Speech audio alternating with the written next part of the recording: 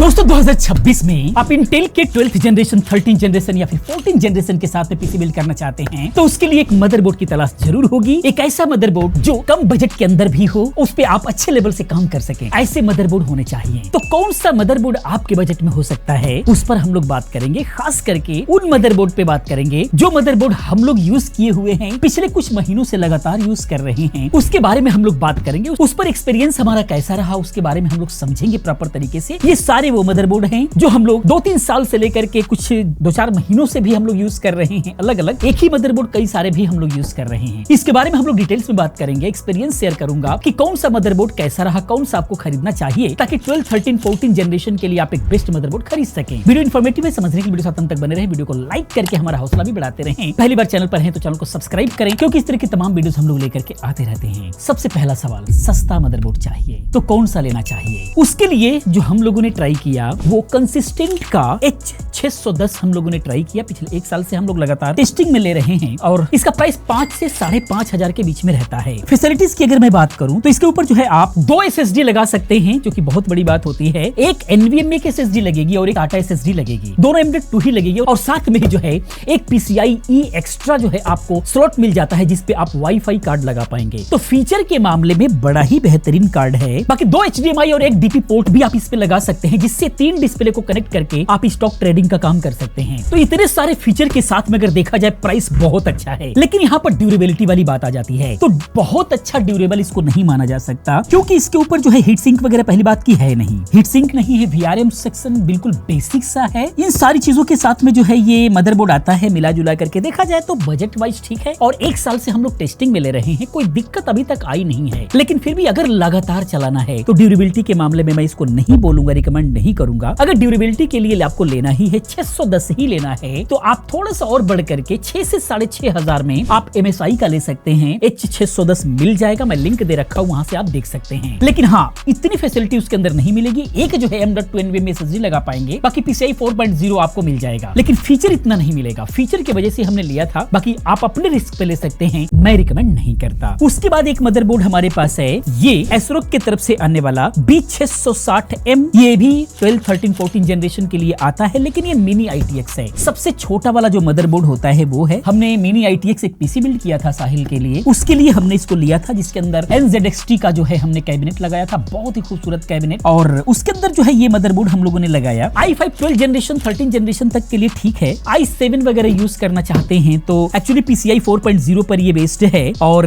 DDR4 RAM इसके अंदर लगती है, तो कोई बहुत बड़ा इंप्रूवमेंट इसके अंदर नहीं दिखता है। अगर आपको लेना ही है तो कम से कम आज की डेट में DDR5 का सपोर्ट जरूर होना चाहिए। DDR5 पर अगर आप 12, 13, 14 जनरेशन बिल्ड करते हैं, खास करके 13, 14 जनरेशन, तो उसके अंदर बहुत अच्छा खासा इंप्रूवमेंट देखने को मिलता है। तो मिनी ITX सस्ते में चाहिए। एक्चुअली मिनी ITX जो मदरबोर्ड होता है ये बड़े महंगे आते हैं। अच्छा मदरबोर्ड आपको 20,000 से ऊपर मिलेगा और ये हमको मिला था 13,000 रुपए में, इसलिए मैंने इसको खरीदा था। लेकिन हाँ, परफॉर्मेंस कोई खास नहीं है, मैं रिकमेंड इसको भी नहीं करूंगा। अगर कॉम्पैक्ट पीसी चाहिए तो कम से कम माइक्रो ATX तक रहिए। माइक्रो ATX में एक से एक मदरबोर्ड आपको मिल जाते हैं, 10-12 हजार रुपए के अंदर मिल जाएंगे, मस्त चलते हैं, जो कि अभी मैं बात करने वाला हूँ। इसके बाद एक और एसरोक का मदरबोर्ड हमारे पास आया, जो कि B760M है। ये चिपसेट बहुत अच्छा है, इसके अंदर कोई डाउट नहीं है। और ये मदरबोर्ड को जब आप देखेंगे तो एक्चुअल जो है ये B760 still legend wifi motherboard है। ये वाईफाई के साथ में आता है कंप्लीटली। इसके ऊपर बहुत अच्छी खासी हीट सिंक होती है। VRM सेक्शंस पर जितने भी सारी इसके ऊपर जो है हीट होने वाला पॉइंट है, हर जगह हीट सिंक मिलेगा। दिखने में बहुत ही ज्यादा भड़काऊ मदरबोर्ड होता है ये। और सबसे बड़ी बात कि 3 इसके ऊपर जो है M.2 NVMe SSD लग जाती है, बड़ी प्लस पॉइंट होता है। 2 SSD पर हीट सिंक ऑलरेडी होती है, इसीलिए इसके अंदर फीचर की कोई कमी नहीं है। 4 जो है इसके ऊपर आप DDR5 के रैम लगा सकते हैं। DDR5 का प्लेटफॉर्म है, तो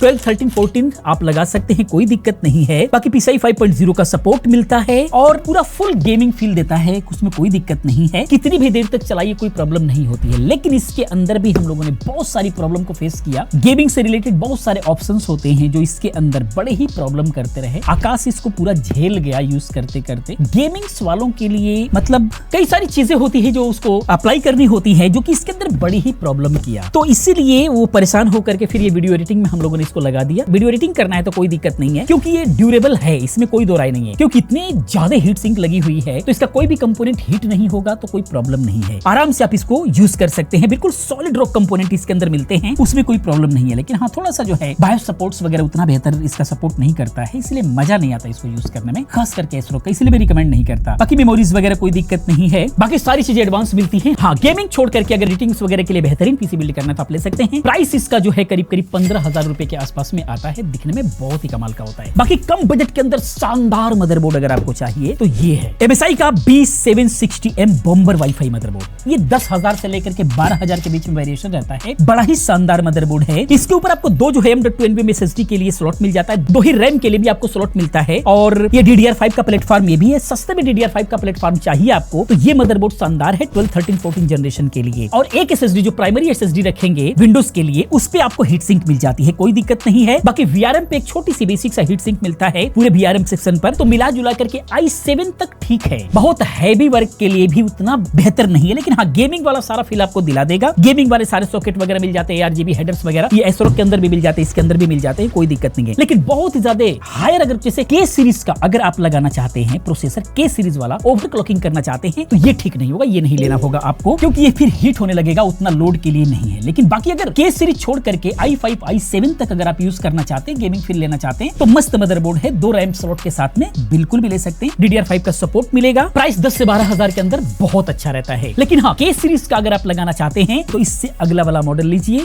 ये वाला B760M गेमिंग वाईफाई मदरबोर्ड। बहुत ही शानदार मदरबोर्ड है, बहुत ही शानदार हीट सिंक मिल जाती है VRM सेक्शन के ऊपर, जो कि K सीरीज वाले प्रोसेसर को भी आप इस पे लगा करके बहुत ही आराम से जो है आप उसको हैंडल करा सकते हैं। हीट की कोई इश्यूज नहीं आएगा इसके अंदर। लेकिन इसके अंदर भी जो है 2 ही रैम इसके ऊपर आपको देखने को मिलेगा, 2 ही रैम स्लॉट है। बाकी 2 ही इसके ऊपर SSD लगा पाएंगे, और प्राइमरी वाले पर इसके अंदर भी हीट सिंक मिलती है, वाईफाई इसके अंदर भी है। बाकी सारी चीजें बहुत ही कमाल की होती हैं। हीट सिंक पे थोड़ा सा फोकस किया हुआ है, VRM सेक्शन पर फोकस किया हुआ है, इसीलिए थोड़ा सा गेमिंग के लिए हैवी लोड के लिए लेना चाहते हैं तो ये मदरबोर्ड रिकमेंडेड है, फुल कोई दिक्कत नहीं है। लेकिन इसी का एक बड़ा भाई आता है जिसके अंदर थोड़ा सा और बेहतर आपको फैसिलिटीज मिल जाएंगी। उसके अंदर 4 जो है रैम लगाने के लिए स्लॉट मिल जाएगा, तो उसके साथ में अगर आप इसको यूज करते हैं तो कमाल का परफॉर्मेंस मिलेगा, आप उसको भी ले सकते हैं। इसके प्राइस की बात करें तो 13 से 15,000 के बीच में वेरी करता है। इसका जो बड़ा भाई है वो 17-18,000, 19,000 के आसपास में मिलता है। बहुत ही शानदार है, उसका भी मैंने लिंक दिया हुआ है, वो भी आप बाय कर सकते हैं। तो ये मदरबोर्ड है। कंक्लूजन क्या निकला, कहने का मतलब अगर बहुत ही सस्ता चाहिए तो H610 में जाना पड़ेगा आपको, तो इसके लिए आप MSI का ले सकते हैं और गीगाबाइट का ले सकते हैं, Asus का ले सकते हैं, उसका मैं लिंक दे दूंगा, आप वहां से देख सकते हैं, कोई दिक्कत नहीं है। आप उससे ऊपर अगर जा रहे हैं तो ऑल इन वन बेहतरीन 10 से 12,000 के अंदर बॉम्बर आप ले लीजिए, और खूब फुल गेमिंग करना है, ओवरक्लॉकिंग भी करना है, मजा लेना है जबरदस्त, तो B760M गेमिंग वाईफाई ले लीजिए, मजा आ जाएगा। बिल्कुल भी शानदार मदरबोर्ड है, थोड़ा सा हैवी यूजेस के लिए। बाकी आपको कौन सा सही लगा प्लीज आप कमेंट में जरूर बताएं, और इसी प्रकार की तमाम वीडियोस को देखने के लिए चैनल को सब्सक्राइब करें, क्योंकि इस तरह की बहुत सारी वीडियोस हम लोग लेकर के आते रहते हैं और आते ही रहेंगे। मिलते हैं अगली वीडियो में किसी और अच्छी इन्फॉर्मेटिव वीडियो के साथ में। पूरी वीडियो देखने के लिए चैनल को सब्सक्राइब करने के लिए आप सभी का बहुत बहुत धन्यवाद।